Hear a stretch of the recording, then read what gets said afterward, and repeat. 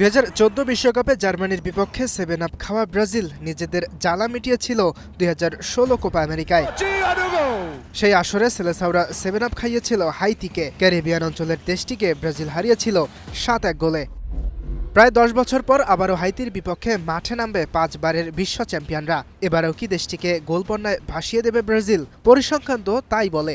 16 Copa America ছাড়াও এর আগে 2 বার হাইতির বিপক্ষে প্রীতি ম্যাচ খেলেছিল ব্রাজিল। সেই 2 ম্যাচে 10 গোল দিয়েছিল সেলেসাওরা। 26 বিশ্বকাপে অন্যতম শক্তিশালী ও ভয়ঙ্কর আক্রমণ ভাগ নিয়েই খেলতে গেছেন কার্লো আনচেলত্তি। ইনজুরির কারণে এই ম্যাচেও খেলবেন না নেইমার জুনিয়র। তবে তাতেও ব্রাজিলের আক্রমণের খুব একটা সমস্যা হবে না। বর্তমান সময়ের অন্যতম ভয়ঙ্কর উইঙ্গার ভিনিসিয়াস জুনিয়র, যার গতি আর ড্রিবলিং দুঃস্বপ্নের মতো প্রতিপক্ষের ডিফেন্ডারদের কাছে।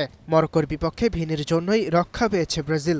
হাইতির বিপক্ষেও ভরসার নাম রিয়াল মাদ্রিদ ফরোয়ার্ড। এছাড়াও রাফিনিয়া, ইগোর থিয়াগো, কুনিয়া, এন্দ্রিক মার্তিনল্লিরা হাইতির ডিফেন্ডারদের বিপক্ষে হয়ে উঠতে পারেন ভয়ঙ্কর। প্রথম ম্যাচে মরক্কোর বিপক্ষে ড্র করায় এবার জয়ের ক্ষুধাও আরও তীব্র ব্রাজিলের জন্য। শুধু 3 পয়েন্ট নয়, গোল ব্যবধান বাড়ানোর লক্ষ্য থাকবে আনচেলত্তির দলের। অন্যদিকে স্কটল্যান্ডের বিপক্ষে প্রথম ম্যাচ হেরেছে হাইতি, তাই তারা থাকবে কিছুটা বাড়তি চাপে। তবে এবারের বিশ্বকাপে ছোট ছোট দলগুলো বেশ ভালো করছে। স্পেন, পর্তুগালের মতো দলগুলো জয়বঞ্চিত হয়েছে কাবো ভার্দে ও কঙ্গোর বিপক্ষে। তাই ব্রাজিলকেও থাকতে হবে সতর্ক। এই ম্যাচে অঘটন ঘটলেই বিশ্বকাপ শেষ হয়ে যাওয়ার সম্ভাবনা হেক্সার স্বপ্নে বিভোর থাকা দলটির জন্য। ইয়াসির আরাফাত সবুজ, স্টার প্লে।